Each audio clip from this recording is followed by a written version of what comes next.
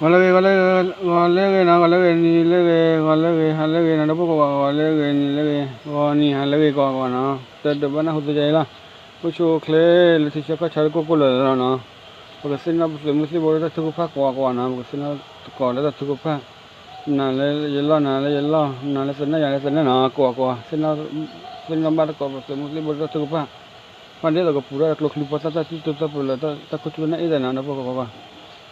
pernah lagi saya ko do pa ta sudah ta kecil-kecil kalau kecil lagi kemas apa mah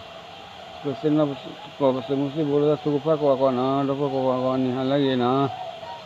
ta pernah musi bola ta supa re na kesena ko mo ko la si cha ko cha na ko chu ba ya ko la si cha ko cha ka do kesena ba ko musi bola ta supa na le la sana ta kita na ma sa ka lagi gitu le do tiche ko chhe na pha da ko flora ke sin no ko ba su pha che ko na ke hi ba da no ko ba so nyo da ga vitamin what about the thi no ma che lo da ko nyo da da tu lo ka o lo ala sa me ma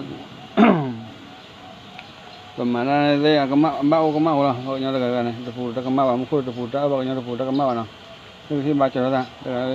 daga tana daga lo ya le lo ke ba cha da daga na no ko ba ni halage o cho ke ba cha da no ko ba te do bana ho tu ne la se sa no se musi bo su fa re na ti che ko cha de ti che ka ko le la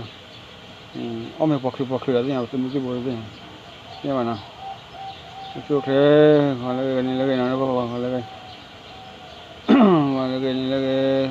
sapna musi bola ta supa re na sena ko musi bola supa le da pura ko khili pata ta si ta pala da khu na ko na le da su je ti ta ko cha ta su je ta to ja da ma cha ba le ta da ma cha ba supa na le lo ya lo na ta ti na ta bu ta ba mi na ba ko nya fo mo fo de da sala